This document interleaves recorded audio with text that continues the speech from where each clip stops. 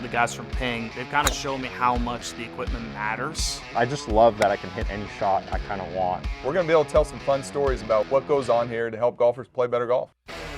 Hey, everybody. Welcome back to the Ping Proving Grounds podcast. I'm Shane Bacon, joined as always by Marty Jertz. And we got a special guest today, Marty, Jonathan Wall, longtime pal of mine. I know a longtime friend of Ping's, of course, from golf.com. He's been all over the internet over the years and also hosts the Fully Equipped podcast. And you'll listen to this podcast, I'm assuming you get into that as well. But Marty, I know you're playing some hot golf as of late. Jay Wall, playing any golf? Is this a world you're existing in, or is it just parenting and talking about equipment? It's definitely the latter right now. The golf on the golf course is non-existent. Lots of testing, but it's got to the point where I can't even get to the range some days. So have the launch monitor, have the net. It is definitely not the days of playing golf on a golf course right now with the kiddos chasing me around. Well, I've decided, we're going to talk today about Ping equipment, kind of historically talk about Ping equipment. We're going to talk about our favorite Ping clubs. We'll talk about some historic golf shots that are hit. Marty's going to give us some insights into some of the ones that we're going to mention over the years and decades of Ping equipment that kind of has popped, if you will. And I was thinking about this. There was a meme floating around a few months ago, and it was basically men love sitting around and talking to other men about old athletes. And I was thinking about this in kind of the golf world. And I think the golf equivalent to this is sitting around and talking about old golf clubs, throwing out a name of an old club to somebody that's a similar age. Jay Wall, you and I are similar age players, grew up in kind of the same era. I know I'm going to talk about some Ping clubs that you attach yourself to as well. You've been covering the equipment side of things for the last, 10, 12 years. Is there a Ping club, Jonathan, that stands out to you both maybe as a junior and also as somebody that's been in this space kind of paying attention to the specs of the clubs and talking to Marty about this as well? Are there clubs in the Ping, atmosphere and ecosystem that stand out to you over the last couple of decades? Yeah, for sure. I think for me, selfishly, I go back to the Ping i2, the Beryllium Coppers. Those are the irons that were righty. And Bacon, you and I are lefties. Yeah. So you always want what you can't have. And that was that first set where I'm like, God, these things look great. All my buddies are talking about them. They talk about how great they feel. And then they came out with the Ping ISI. And those were in lefty. And I was in heaven, man. I would take them out there with my Bellatas. Still had the Ping JZ cushion shafts. I mean, you couldn't even feel the golf ball coming off the face because it was so buttery soft with that Bellata. But those are those irons that I think back to as a kid, like out on the golf course in Texas, 110-degree heat, just pounding balls. Yep. Those are the irons. And it's funny because I was going back and doing a little bit of research on these irons. And Tiger actually talked about in 2018 at the Players Championship, stealing his dad's Beryllium Copper 1 iron. And he said that was the iron that he used to perfect the Stinger. So it's kind of cool that like Tiger was using Beryllium Copper. I had an attachment to those irons. I'm pretty sure you did too. Oh, for sure. But for sure, those were the irons for me that were like the apex. Like if I could get those, I'm going to be a better player. And man, were they awesome. Marty, you and I have talked a lot about the clubs that you've designed, which I think obviously hold a special place in your heart. Are there Ping clubs that maybe you weren't involved in on the work side that are stuck in the brain of Marty Jertson that you love, that you kind of like think back on, much like Jay Wall touched on with the Berylliums? Like, are there Ping clubs that you think back on, like, this was it? This was the one that I wanted as a kid. This was the one that I loved as a kid. This was the one when it got in my bag, I was jazzed up to hit. Man, I think I'm kind of with Jay Wall because growing up, I grew up in a small mining town and, being in Arizona, pretty close tie to Ping, and all the good players at the course played I2, Beryllium Copper I2s. So those, I think my first very strong memory was Beryllium Copper I2s. But Shane, I think going back, digging deep into my childhood, and my first Ping club was the B60 putter. And you guys remember, I remember Jim Colbert winning all those champion tours event, and he's going like this, and he's got Mr. his Ping bucket hat on. He's making all these putts with the B60. And, the shape of that is like a heart, and it's kind of still has that visual association that I love that putter. That was my first Ping club in my bag. And for whatever reason, man, I always think Jim Colbert, that putter, sinking putts. OEMs, Ping sponsors players, and you hope that something like that resonates, Marty. Yeah. And we're going to get into some of the historical golf shots hit with Ping clubs over the years. But Jonathan, I think one of the coolest parts, like I see Dustin Johnson now playing on Live, and he's wearing non-Adidas golf shoes, and it kind of throws me for a loop, right?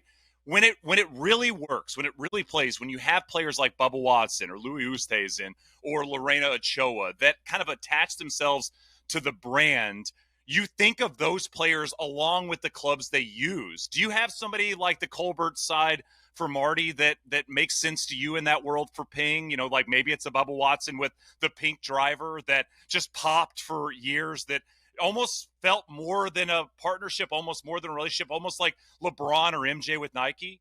It's weird because I think a lot of people would probably say, like Bubba, he's attached to Ping, but for me, I think about like Angel Cabrera, like Yep. him just smoking heaters going down the fairways at the US Open. Like that's a guy, or Miguel. I mean, him on the driving range doing his warm-up routine, like just like some of these characters, I feel like that they kind of like resonate with you. You see him and it's like that's a Ping guy. Like I've seen him play Ping stuff. I've seen him win with it. And I think the winning part obviously is what attaches him. Like there are so many guys out there that have had a lot of success with Ping clubs, and they've had long-term success, that you realize it's like, yeah, this guy's a lifer. And I think that's more than anything what I associate with Ping staffers is a lot of the guys that attach themselves to Ping aren't just there for like a brief minute. They're usually there for 5, 10 years, 10 plus. I mean, look at Bubba. He's a lifetime Ping guy. Signed a lifetime deal. So that's what I see with Ping is that it's not just a guy who's like, it's a hot club, I'm going to try it. It's usually guys that play this stuff for a while. They've been playing it for a while, and that's just what they trust.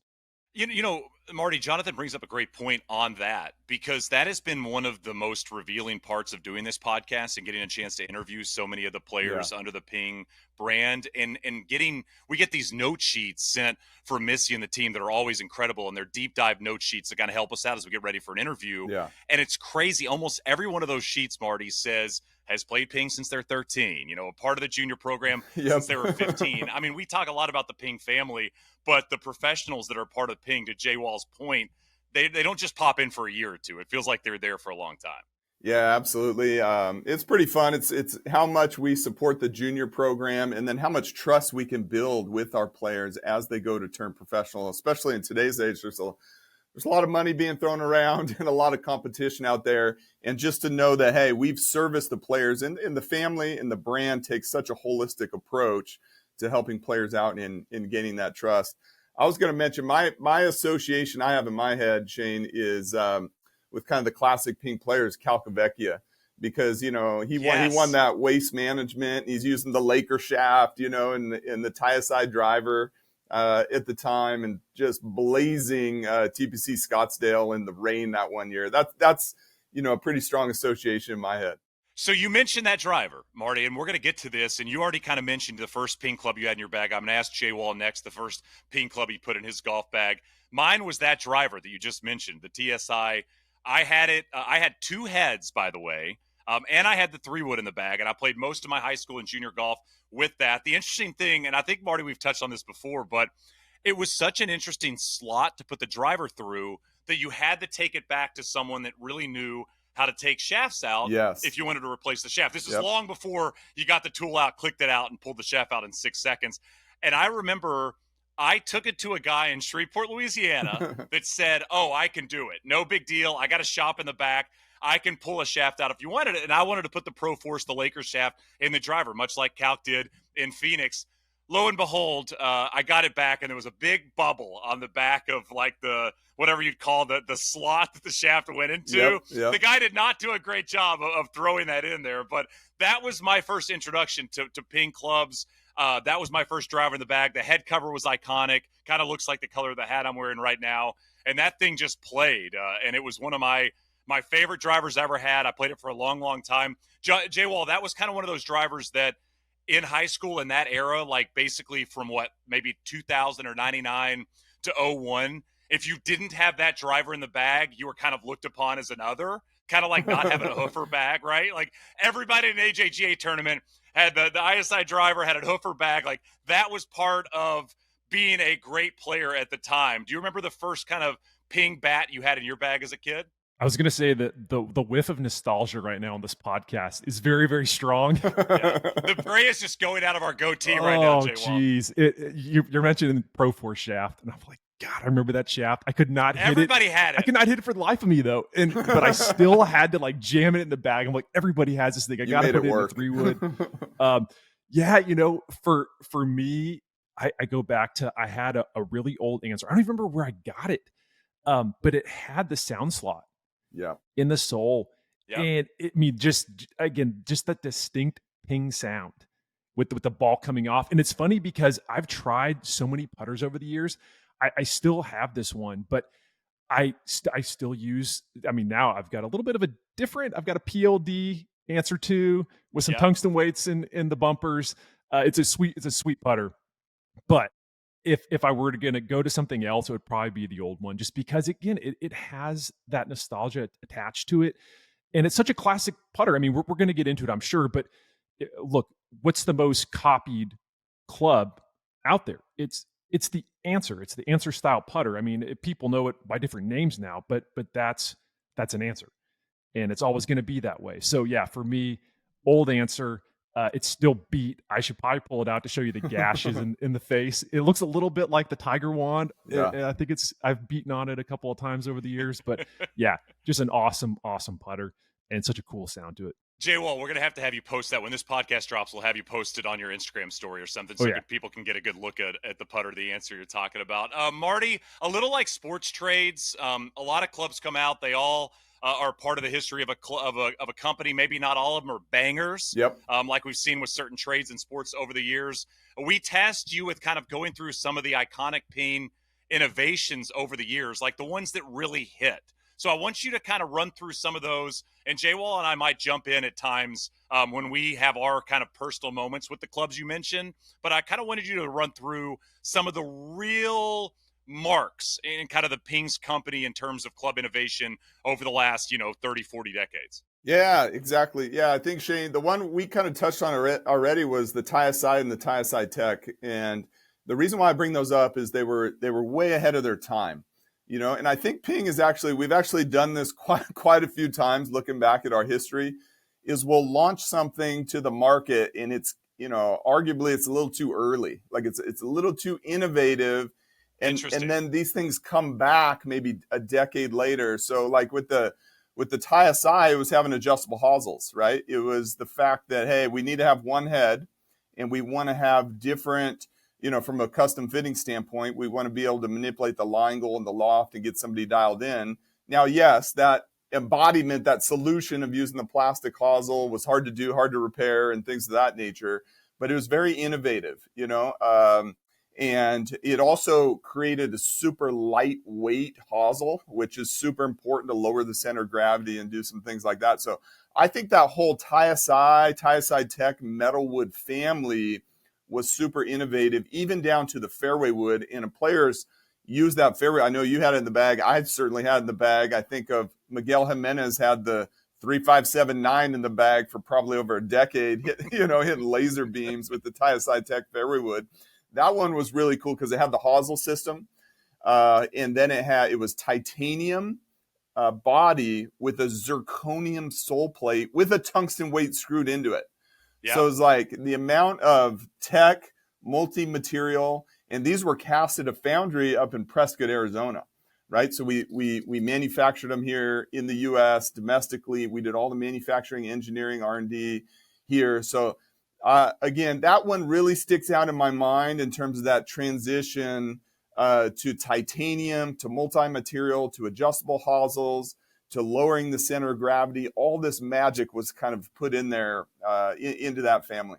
Jay Wall, it's interesting to hear Marty say a little bit of ahead of his time, because something I have noticed with golf clubs as I've been, in and around golf over the last couple of decades is when something new pops and it's unique and it's different than everything else you've seen, it's almost like a lemming group of people. It's like, okay, now we've got to copy that, right? Like movable weights. I mean, that was a company pop with movable weights. I mean, square drivers were a thing, and then everybody had a square driver or a triangle driver. But it's so interesting to hear Marty say it's almost ahead of its time in what the TSI was able to do for golfers, because now you think about adjustability, and that's basically in every club you can purchase. Yeah, it's funny that he mentions the TSI driver, because that for me, I can distinctly remember being on the range in high school, and a buddy of mine, still a good buddy of mine from high school, he got the driver, and we all like congregated around him as he's pulling the head cover off, and like I swear that you could hear like angels singing from the heavens, and we're all just like, wow. And it's like, Yep. you hit it. We got to hear the sound. And so it was one of those drivers that he's right. It was ahead of the time. And it's interesting because anytime something comes out that's different, everybody kind of goes, I don't know. And it is funny when you start to see, and again, tour success generally leads to interest, not just from the pros, but from amateur golfers. And the second that you started to see that driver start to gain traction, recreational golfers are clamoring for it. The manufacturers out there, the non-ping manufacturers are going, all right, what's going on with this driver? And that's when you start to see some of those technologies take hold. And before you know it, everybody's doing it. And everybody's claiming that they were the first. Ping was definitely ahead of its time with that driver, but it was just such a distinct head. We were like, this thing looks like a spaceship. It's huge. Like you felt like you couldn't miss. But it was the tech inside that made it so unique. Marty, what was the difference in the tech side of that driver? Because obviously that came out later. I know I think it had a different paint color as well to the top of the crown. What was the difference in the technology there? Because that was, to me, was one of the first drivers that there was a secondary market, a secondary club coming out that kind of resembled the first one, yet it obviously had some different personalities to it. Yeah, definitely on the driver. I mean, that was our first time doing a titanium driver with the TSI. That was the black one. Had that kind of a speckle, looked like kind of a bass boat, on the top a little bit. So great.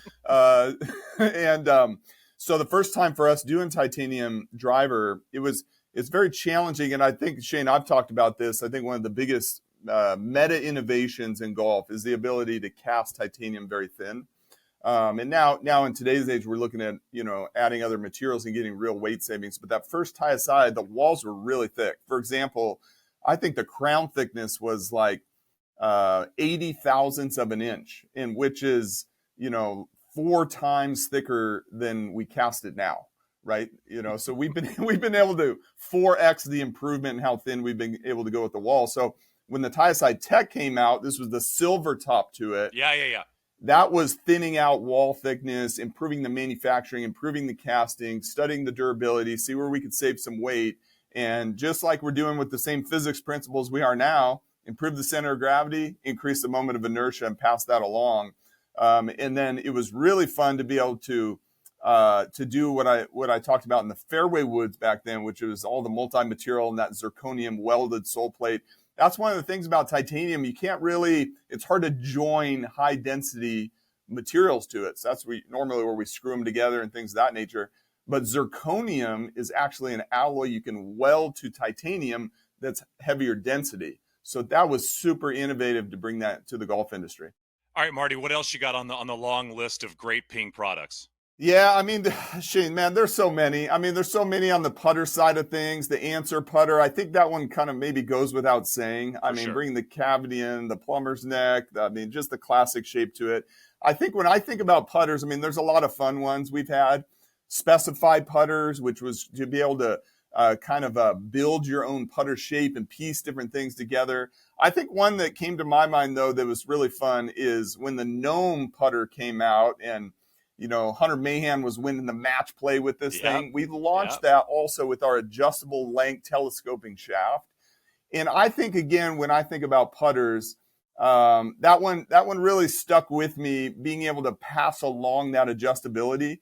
And when we launched that Gnome, we had a long putter and folks were putting with a belly putter. Super important to be able to pass along that adjustable length to the end golfers. They could kind of dial in those those techniques themselves. That gnome putter also, kind of talking about that family, was aluminum, and then it had this nano nickel alloy that coated it. And the demo of this was you could take like a ping pong ball, coat it with this nano nickel material that the gnome was coated with. And we did this. You could literally drive a car over it and it wouldn't crush. That's how strong this nano nickel was. Wouldn't crush the ping pong ball. Wouldn't crush it. So it was awesome. You could take a aluminum alloy, which is normally pretty soft. Your putter would get kind of dinged up. You know, it kind of has a distinct feel to it. And you could make it like the strongest material out there with this very thin nano nickel coating on it. So I don't know. There's a lot of tech plugged into that gnome with the adjustable length, and it was. That's when Hunter was dominating as well. So that's kind of, again, to tie it to a player and tour success was pretty fun. That was such a hot putter. Hunter's a great person as well when you think about Ping. I mean, when I think about Ping, obviously his career maybe not as long as some others that we think about, but I mean, Hunter Mayhem, absolute monster as an amateur player, collegiate player, and then when he burst on the scene, the thing I kind of remember about Hunter was that was the first J-Wall flat bill hat that a manufacturer made. Yep. And I remember Ping sent me a couple. I mean, those bad boys were ironed flat, and I think they had like the Under Armour U of A on the side, but they were full Ping on the front. And I remember when they showed up, I got a lot of wear on the Ping Hunter Mayhem hats. Yeah, no, definitely the hats that he had.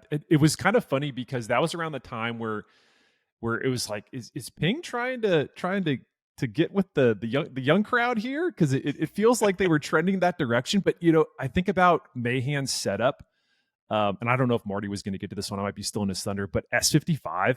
Yeah. I mean, those irons, I think about an iron that has had staying power. I honestly cannot name you another iron out there that has been around that long on the PGA Tour. I mean, you think about Bubba Watson. I mean, how many times has he changed those irons out? I mean, very seldom since they were released in 2013. Matt Fitzpatrick wins the 2022 U.S. Open. Yep. With S55 in the bag still. I mean, we're talking about almost a decade after they were released. It is amazing to me how much that iron has taken hold, and guys just can't get it out of the bag. Blueprint S, Blueprint T, great irons, but there is something about that S55 that guys just love the look. They love the feel. Tour pros are like that. Once they attach themselves to something and they've won with it, it's really difficult to get it out of the bag, especially when it is that good. But yeah, S55, I remember Mahan using those. And hey, look, they're still around now. So it's one of those irons that's just great, and it's always going to be great.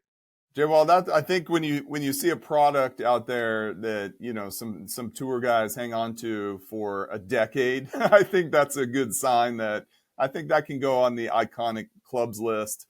I think even today we still have a handful of Answer hybrids in play by some pretty big name players.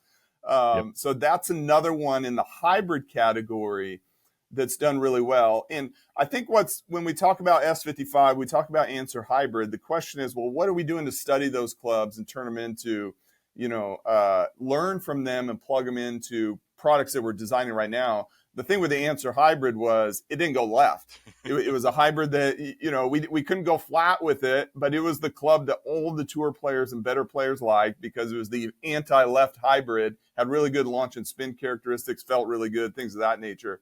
But we brought that into our new, our new hybrid designs that we have now. We talked a lot about when we launched the Blueprint S, how much we studied that S55. We basically, for all intents and purpose, we did a copy paste of the sole geometry and the lead edge and the bounce and the turf interaction, because that was like one of the biggest pieces of the secret sauce, that S55 iron. And why, you had Louis, you got Hunter, you got Bubba, you got Matt Fitzpatrick, all these players, crushing tournaments and winning majors and Ryder Cups with that iron. Marty, you mentioned the Answer, and one of my favorite kind of like dips, because I've been dealing with you guys in terms of equipment and coming out to the proving grounds probably for 15 years, maybe longer at this point. I mean, when I was J-Wall, when I was blogging at like Fan House. I think maybe I was doing some stuff with Ping. Definitely when I went to Yahoo and beyond. I mean, Definitely that had was dogs chasing cars. dogs that chase cars, and they might not have been sending me free stuff for those days, but I might have got in when I got to Yahoo or beyond. But Marty, remember when the Answer, because personalization's been such a big part of Ping's existence. When Answer specifically, you could personalize the fairway woods with kind of colorways and paint in the grooves of the drivers. I went bananas with that, by the way. I think I had red grooves on the driver and maybe pink grooves on the fairway wood. But I just remember that being so unique at the time. And Jay, while we're talking about, again, one company does something and then a lot of companies kind of follow suit.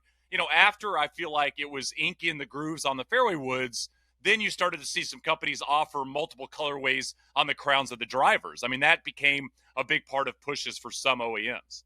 Yeah. I mean, customization nowadays is so prevalent across the entire industry.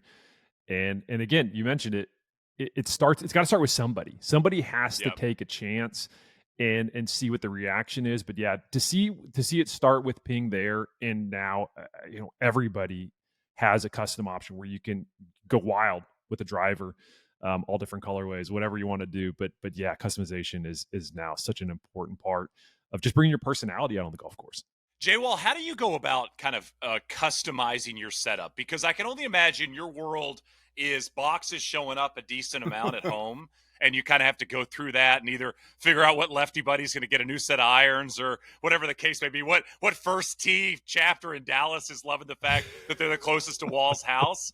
How do you go about kind of your customization for your set? Because somebody could probably send you off the rack golf clubs, or they could send you exactly what you want. And I'm assuming these days you get a lot more of exactly what you want versus the former. It's interesting because I used to accept anything and everything that was offered to me. I'm like, I'll take it. There was a point probably like 6 or 7 years ago where I was maybe at the lowest I'd ever been for golf. I could not hit a golf shot. And I had like 4 or 5 different setups because I'm like, I got to test this stuff. I got to test this stuff. And I was like, forget it. I got to quit. So, nowadays you're right. It is highly customized. I think I spent probably half a day at the proving grounds working on the I-230 irons. And my setup, my build is so highly customized. I got an extra 5 grams of weight in the toe, just simply because I'm looking for, kind of as Marty mentioned with the hybrids, I'm looking for, as a lefty, an anti-right golf club. I want everything center line left. Yep. And so we worked for a really long time to build a highly customized set of clubs. Now, the difficult part with that is when I go and test something else, I will go out there and other OEMs will pick up my iron and they're like, God, this thing's like a barbell. It's really heavy. I mean, I got mid-sized grips. I got a heavier head. I've gone a little bit lighter in the shafts, but I've spent a lot of time on these golf clubs to where I just don't want to switch very often. I want to stay with what I like. So yeah, I'm not changing out stuff nearly as often as I used to, but I am spending a lot more time just trying to dial in the products. Like if I just don't like something, I might try a different shaft. I might try and change lie angle a little bit, just little incremental things, but it's tough. I think the great part for me selfishly is I've stopped getting a lot of product to test simply because we now have robotic testing. And so we're able to see what the robot's doing, learn from that. And then if there's something interesting, then I might like ask for a product. But yeah, my wife loves it because there aren't as many boxes. There's still a lot of boxes, not as many boxes coming to my house. But I think my golf game has been better for it just simply because I'm not like adding a new driver every 6 months or a new set of irons. Like it's, and I think golfers need to understand that. Like once you find something you like don't chase it. If it's working, like stick with that setup. I think S55 is a perfect example. Like tour pros like it. They've had success with it. Why change? And I think that's why you saw Ping for so long with S55. Keep that in the lineup. Like they didn't just say, well, this is a great iron, we got to find something else. Like, look how long it took them to get from S55 to Blueprint S and Blueprint T. Like, that goes to show you that they're not just like chasing money and trying to go after a new product to get it in players' bags so that they'll spend. Like, they have always been really good about being purposeful with the products they are releasing. They're not going to release something until, Marty mentions, TSI, that was ahead of its time, but Ping's done a really nice job of always being really thoughtful in the releases. And I look at adjustability with Ping. They didn't chase everybody else when they were going to adjustable products. They were one of the last. It was simply because they had to find a benefit to introducing adjustability. So that's my long-winded way of saying, like, Ping does a lot of things right. And I think when you get their clubs in the bag, that's why I've had a difficult time getting i230s out, just simply because I spent a lot of time on it. It's a good product. And why change?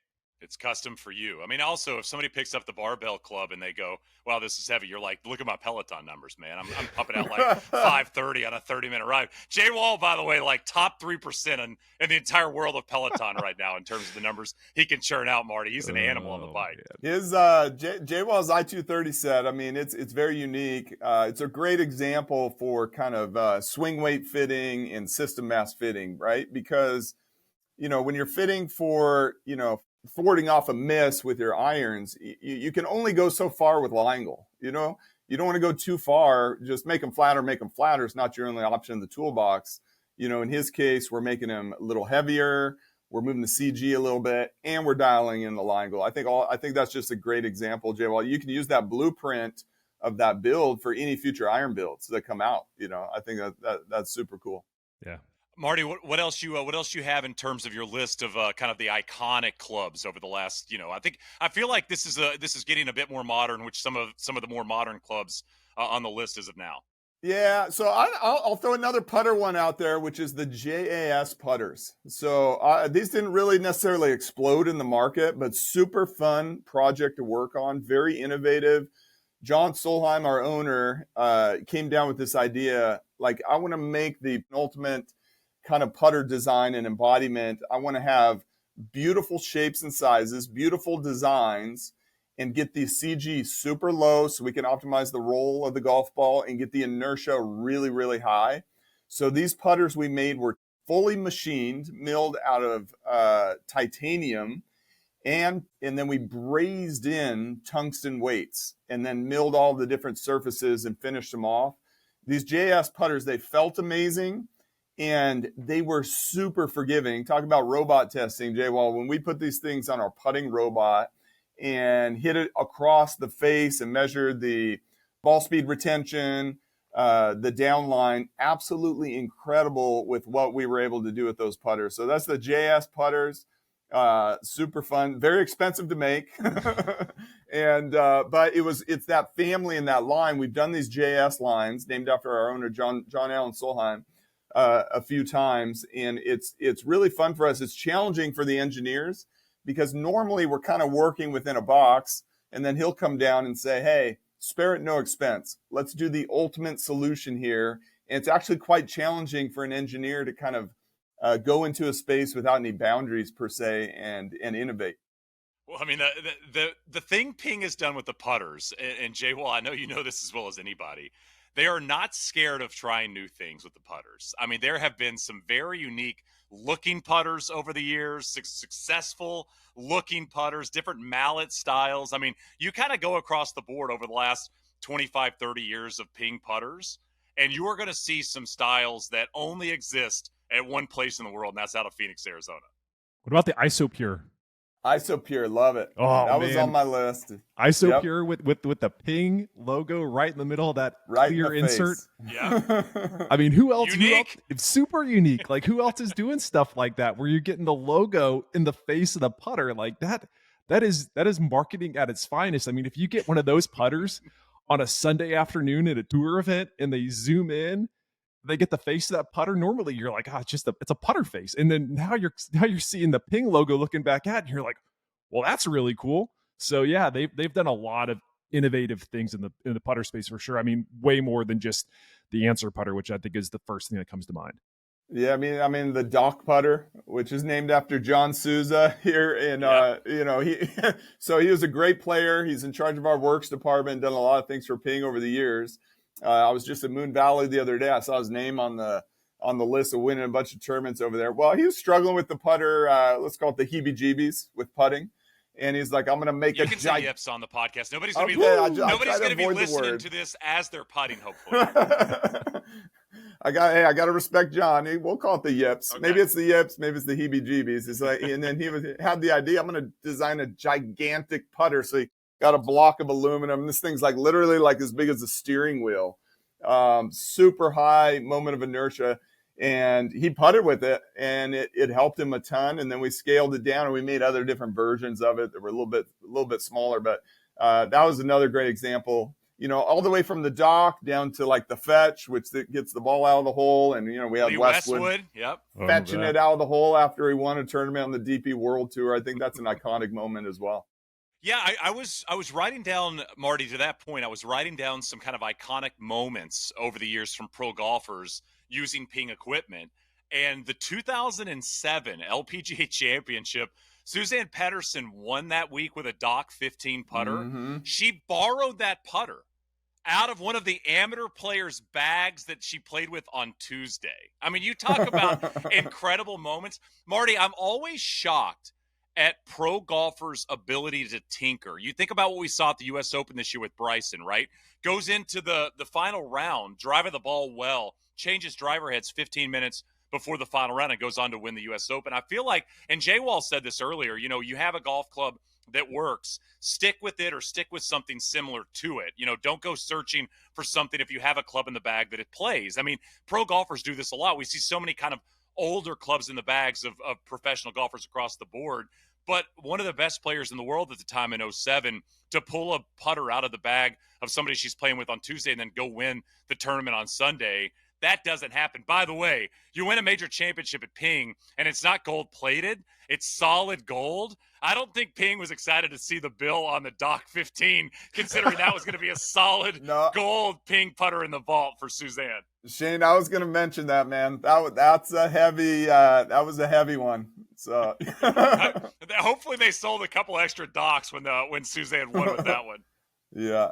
So that was a lot of fun. I think, you know, in terms of innovation, Shade, I mean, it's hard for me. It was hard for my brain to not stick to the driver category. You know, yeah. I think we talked about TSI. Then if you go into, I would say we have the, you know, that, you know, to the changing of the guard in our eras was our era here in the driver category was the G2 driver. That kind of put us on the map in terms of being beautiful shape, thin wall, cast titanium, in some really good things. And then that turned into I think my next one in the driver category, I would say, is the Rapture driver. That was on my list. Yep. Yes, because that's like, again, you go to Hunter Mahan, you go to Angel Cabrera, you go to Louis. Christy Kerr went in the U.S. Open in 2007 along with Cabrera. Kerr, both went with Rapture. Absolutely incredible. So that was kind of built off the base technology, like the G2, G5 drivers, and then adding the composite in. And again, I think so many of our innovations have been both design, but also manufacturing innovation. The ISO Pure putters, Jay Wall. I mean, that was developing that manufacturing process that we have in-house for that was incredible. The Rapture driver, we did a manufacturing process there because the composite was bonded from the inside out. So the question is, well, how do you get inside the cavity to bond the carbon fiber to the crown? We actually insert literally a bladder inside the back of the head, and then you pressurize it and expand it. So and then you put it in, you cure it, and that's what bonds kind of the resin in the carbon fiber to the crown. And then you deflate it and pull this little baggie or this bladder out. Absolutely incredible manufacturing process. So in my mind, that Rapture driver, I talked about the tech a little bit, but also has some iconic players, iconic moments. Marty, do you know where the name came from for that club? I'm always interested in like such a the great origin, name. The origin of the names of these clubs. And I know sometimes you've got a feel for it, and sometimes maybe it was somebody else that came up with it. But do you have any idea of where Rapture came from? Yeah, I mean, I think the Solheim family is a very strong family of faith, and so John Solheim personally involved in the family in naming our products, and that was kind of like the resurrection of the driver family. Interesting. You know, so it was really fun to kind of be part of that process, and there's so much tech brought in there, being able to weave those two things together. Nice. It's like a shout out Revelations, if you will, Jay Wall. Yes, New Testament that's love right. in the Ping podcast. Jay Wall, you were going to mention something about the Rapture. You just had it on your list of kind of the iconic clubs over the last few years. Yeah, I think Marty nailed it. The carbon, it had been around for a little while, but this was a first for Ping. Um, Again, the name, that the fact that Angel Cabrera and Christy Kerr both win the 2007 US Opens, the women's and the men's, with this driver in the bag. I think every manufacturer hopes for success for their products when they bring them out on tour, but nobody ever expects to win 2 US Opens in the same year with that Right. driver in the bag. And I think that just goes to show you, the tech was there, but when you're able to marry that up with success on tour, I mean, that's what makes it an iconic product. And I think that's why, if you ask golfers out there, like, what's one of those drivers, not going way back, but what's one of those more recent ones? Rapture always is that one where I still hear people talking about that driver. Hell, I've even seen it in the bags of some guys when I go play golf. So there's just something about that product that, again, it resonates with pros, it resonates with amateurs, and it's just one of those unique designs. Marty, I remember my mom called. My dad was having kind of a big birthday, and my mom called years ago and said, "I'm going to get him some golf clubs. What should I get him?" And he got the Rapture driver. I was like, "Get the Rapture driver, get the Rapture 3-wood." It was really popular Love at it. the time. Love Got both of them in the bag. I think they're still in the bag today. Still plays them, still loves them. Doesn't play as much golf as he used to play, but I guarantee I'm going to see him over the weekend, and I bet they're in the bag and when we go out there and tee it up. Yeah, the other thing about the Rapture driver that I think I should mention on the technology side is, there's so much buzz out there of, using AI to do club design and that type of thing. Is we actually used modeling techniques and a kind of a form of AI, I guess, early on, if you want to call it that, to figure out where to put those windows, because that Rapture driver had these window, like a lattice structure, these windows in the crown. And those windows, they weren't just there for design styling.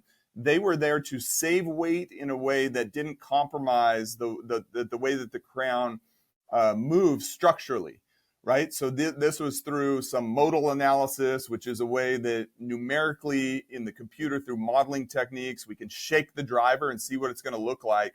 Look for those low stress areas, take material right out of there. So super cool. And then the way we finished it was even cool, Shane and Jay Wall, where you could kind of see the titanium underneath. So we had to develop this special paint process where you could see the carbon fiber. You can see a little bit of the titanium crown. So I don't know, my brain just goes into all the blood, sweat, and tears that went in, all the way from the design innovation to the manufacturing, to the finishing, to the paint, to the green color, to the name, and then boom, the tour success.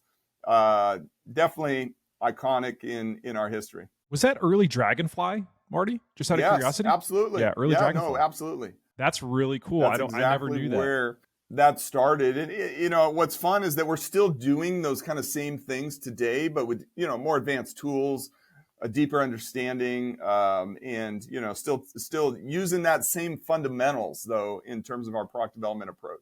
That's awesome. Jay Wall, when people listen to this podcast, do you think they throw their clubs less after they listen to these podcasts and hear Marty talk about inventing new paint for a driver head? You're like, this is serious business, guys. Yeah. Let's not throw the expensive driver you just purchased. I think more than anything, when you hear about, listening to Marty talk about how they're designing a product like Rapture and all the work and effort that it takes, TSI with bringing these different materials together, these different metals, and then you hear people crow about this driver is so expensive. But I think this just reinforces, like, there's a reason why it's expensive. It's right. Because it takes so much time and effort to bring these products to life, to bring these different materials together. It's not cheap to do this. So yeah, maybe people will throw the golf clubs yet less. I don't think so, but one can hope. Just helicopter. Never. Right. You never want to hammer it. You always helicopter the throw. Then that thing's not going to break that way, Marty. On the topic of paint, I mean, Jay Wall, here's an example. Like, I think we were working on that Rapture driver, and the first paint process we put on there was like 3 different coats and trying to get the tint and the clear coat right. And the paint is not, it's not weightless, right? So, I mean, I think at the time, the first engineering solution we had for that in the process engineering, the total paint weighed like 5 grams. And you can think about how much, like, for the design engineer, if you save 1 gram, you are celebrating. You're popping so bottles. we're like, it's painful. Like, oh, this looks good, but it's too heavy. So we had to go re-engineer the paint systems design to try to strip a couple grams out of there. And I think the final paint finishing process weighed 3 grams, and that was superb. So again, there is even a lot of engineering and thought and pain that goes into the paint finishing process, because going back to the Tiaside Tech, that paint was super thick. You could go on there and look at it and feel the edge. That was probably like, 6 grams of paint on that. So we've been able to strip that down and 4x the mass of paint finishing processes nowadays.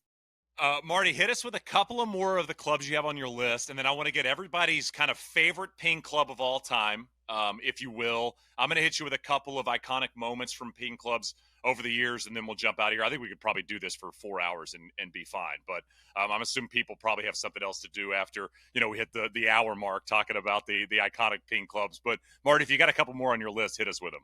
Yeah, let me throw one out there. I think we've talked a lot about clubs that have done super good on tour and had great innovative stories to it. I'm going to go a little different direction, still in the Rapture family though, which is the Rapture irons. So not a tour iron. This was an innovative iron for the high handicap, the everyday golfer. And this iron was super innovative because it was a steel body with a titanium face and tungsten weights. And again, I talked about, hey, the hard part is a designer is being able to, it sounds easy. Oh, just join titanium with steel and put it all together. Well, in practice, that's very, very hard to do. So this Rapture iron, which was super popular, kind of an iconic club with the high handicap golfer because it was super forgiving, had a titanium face attached to a steel body with tungsten weights. And the way we joined that titanium face, it was machined, milled grooves. Then we placed it into the steel body, and we did this process called swedging, where we came down with these dies that had very specific angles to them, and we kind of smashed the steel over in a very methodical way and joined that titanium face to the steel body. We did it in a way where the joint was perfect, and so there, the feel of the iron was amazing with this kind of thicker titanium face, because you can make it thicker because the material is so lightweight, but still machine grooves to it. Then we had a lot of extra weight to play with. So we put a huge amount of mass, like it was like 40 grams of tungsten in the low toe to get the inertia up. That iron, I think, has a grassroots, had a grassroots following with the high handicap golfer because it was so magical from a forgiveness standpoint. Jay-Wall, when you get iron questions from readers, followers, whatever, what would you say the percentage mix is asking high handicap iron questions versus somebody that would, maybe want to try out the Blueprint Tee or something? I think it's probably like 70%, like 15 plus handicaps, and 30% on I'd say like a single digit handicap. There's just, I think because of the industry that I work in and the time that I spent out on tour, I just think that everybody plays, compact, cavity back irons. And then you get all the questions, and then you realize like the average golfer out there is never going to break 80, and they're just trying to find something to have fun. Like at the end of the day, that's all they want to do. They want to go out on the golf course. They want to lose less balls. They want to, get a couple more pars and have a good time with their buddies. And so that's where the questions usually come, is just like, hey, this is my big miss, and I'm just looking to try and like mitigate that. So for sure, like higher handicappers, like that's my audience. Whether I want to believe it or not, that's who I'm hearing from more often than not. And again, they want to have more fun, and I get it. But that's golf's audience, Jonathan. I mean, I think that's something that you mentioned that we all forget a lot. I mean, Marty, I've mentioned this multiple times over the years. I caddied at St. Andrews for 5 months. I had one player break 80. That one player, and I was caddying twice a day, almost 5-6 days a week. I mean, it was a lot of golf looping, and it opened my eyes to Jay Wall's point. I mean, it kind of even opened my eyes at the time, where I'm sitting there thinking everybody's able to shoot 85, and you realize that most golfers will never break 90 in their life, and Jay Wall nailed it. I mean, the idea of club manufacturing at the end of the day, Marty, is you're trying to do the best. You're trying to make it cost the least. You're trying to make it the most efficient for the player. You're also just trying to allow them to go have a little bit more fun, pick up 5 yards with the driver, 10 yards with the driver, kind of, shrink that distance in terms of how far offline they're hitting irons. I mean, that's the idea of all of this, is to make people have a little bit more fun with the game.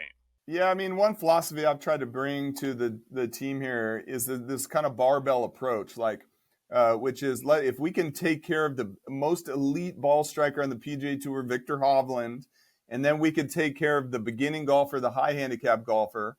If we understand those two golfers, we have maximum empathy for what they're going through, what their needs are, we'll be able to take care of everyone else in between, because that's where most people live. By the way, I love empathy is the word you use. I think that is so great. It's so true. All right, I wanted to ask you guys your personal favorite ping club. Now, this isn't your first club. This isn't the one you think was the best club ever invented. And I'll start us off. I've actually got mine right here. I have probably had this ping club in my bag the longest. It's not in my bag right now, but it dips in every now and again if I'm really struggling. This is a G20. I'll show it on camera here.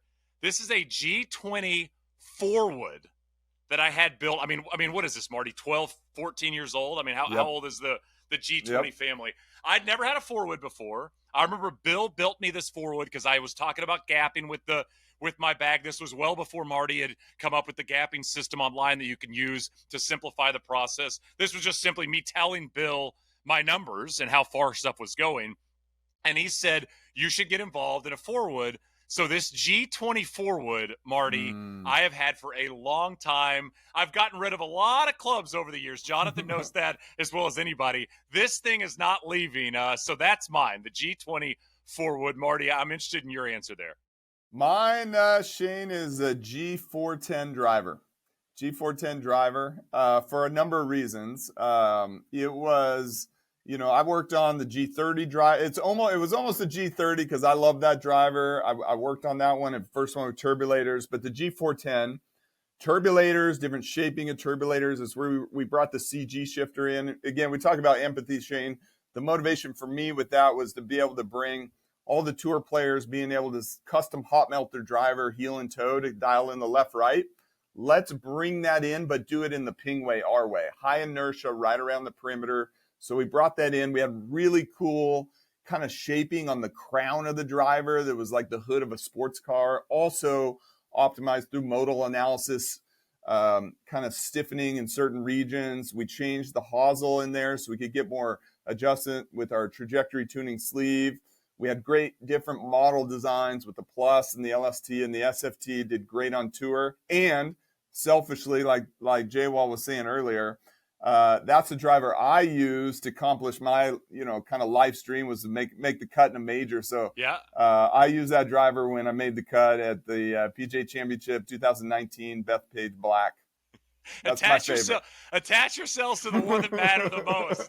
It's like the suit you wore on your wedding. You're like, this is my favorite suit. This is the one I'm going to be rocking. Jay Wall, do you have kind of a ping club that stood out over the years, just as your favorite ping club, not necessarily the most popular one out there? Yeah, I go back. I had a set of S59 irons, and this is going back to like when I was basically scratch, probably plus handicap, playing in college. Thankfully, my parents had a membership at Traditions Club when I went to A&M, and that was when the Nicklaus course was kind of just getting off the ground, and there weren't a lot of people out there. There weren't a lot of homes yet, and so I kid you not, I would go out there every day. And this set of irons was. They fit me so well, and I don't think I could play them now because they're a bit too bladey for my preference. But they had that stabilizing bar in the back. They were such a great looking club, but they had a little bit more forgiveness than the shaping. And I just remember just wearing those things out. It's like I don't even have them anymore because the grooves on them, especially like the 9-iron, the pitching wedge, were just completely shot. And I think that's the fun part, is like that set of irons I had for a couple of years, and I just played so much golf. I just had a blast with them. The great iron out on tour, but yeah, that for sure. S59, and big surprise. they turn into S55, and those are pretty decent irons, like we talked about. I think we know which one your true favorite is. I think I had the 55s. Marty, remember when you got them out of the Works program and they'd have the W on the toe? Yeah. I don't think that's the case anymore, but I remember I had the W on the toe with my 55s, and I'd have people that would randomly ask me what that was or what that meant. And I was like, don't worry about that. That's for me to know and you to find out. Yeah, S59. That was a great. That was our first blade. That was our first true blade iron. Obviously we made the i3 plus blade, but nothing like that S59. And it was fun. Again, going back to the naming, we were sitting around. Hey, what should we name this iron? Shoot 59. That's the goal with that iron. So S59. That's where it all started. Only that was easy. I love that. Well, now it might be, Jay. Well, we see a lot more 59s these days than we ever did previously, especially when those irons are popping up. By the way, if you're listening to the podcast and you're enjoying this, if you will, send in, you can tag Ping on Twitter or Instagram or whatever, but just send in your favorite Ping club of all time. And if you have a picture of it or if you have it at home or whatever, we'd love to see it as well. And we'll share some of those as we kind of wind down. Just going to hit you guys on some iconic clubs over the years. Obviously, Bubba Masters 2012. I think I'd argue this is the most iconic shot ever hit with a Ping club. Is that fair to say, Marty? Yeah, I think, absolutely. I mean, just Bubba, the club, the conditions, the shot. He's the only person probably on planet Earth that could pull that one off, and he did it when it mattered most. Yeah, that was a Ping Tour W wedge for Bubba when he hit that to win the Masters in 2012. Same Masters, by the way. Louis, double eagle. If you remember, that was a Ping S56 4-iron. I think that was 256 J-Wall, which as I get older, you're like, 4-iron? 256? I mean, I know he landed it on the front, which is probably 225 He was carry, jacked up. Louis. I mean, he was... Yeah, he didn't miss the center often with those clubs, especially back in the early 2010s. But that was amazing. Then Sandy Lyle, 1-iron, 88 Masters. That was back in 1-iron days. But I believe he used a Ping 1-iron when he won both his major championships. But those, then, of course, the Suzanne story I told you with the Doc putter earlier are some of the iconic ones I have. Marty, did I miss anything? Do you have anything that pops in your brain in terms of an iconic Ping club used in a big moment? Yeah, I mean, I'll throw it out there that might be a little non-consensus, but in a major, to win a major in a U.S. Open, I know because I've played in one. I'm like, if you hit the fairway, you're like, okay, I'm going to make a par. Yeah. Right. So I'm going to say Angel Cabrera, Rapture driver, Tiger staring down his neck, and he just crushes it right down 18 at Oakmont, guarantees the victory. I mean, he bombed that one. I mean, that was like, I think it might have been the longest tee shot of the day on 18, and Cabrera hit the fairway. Then, if you remember, Tiger poses on his, and it kind of kept going right, and got in the first cut, kind of up against that second cut, and it was not a great lie. He did a really good shot there, nearly made birdie. But yeah, I think that's a great call on the Cabrera Rapture driver there at 18, because like you said, one of the hardest closing holes in golf. I think you could go through Oakmont's 18 and say that's the hardest first and hardest second and hardest third hole, but definitely one of the hardest closing holes as well. We're forgetting one, boys. 1986 PGA Championship, Bob Tway. Yeah, pulling out. That was on my list. Ping I2. Great point. Such a great moment with him jumping with his arms up in the air. You can't see my arms right now, but they're right. But it's just it's one of those iconic moments. Beat Norman. I mean, and we haven't really talked about that wedge. I mean, that's another product that's been copied by a lot of other manufacturers over the years. It's a great point. You got the hole out from Bob Tway. You got the Zinger at Memorial with the I2. I mean, how many times is an I2 lob wedge hold out of a bunker to win a tournament is the question. We could spend an hour talking about that. Yeah, and Marty, they're back. I mean, I think that's one of the coolest part of the new wedges is you can go back in time in a way and play kind of one of the more iconic Ping clubs that existed. Totally. Yeah, I mean, that's a theme across all these clubs we've talked about is that we as the designers, we go study these. Like, what are the important attributes about all these? And we plug those right into our latest and greatest designs and design theories. Jay Wall, I've been really, really considering starting a golf tour called 1996 Golf Tour, and you just basically have to only play equipment that was built around 1996.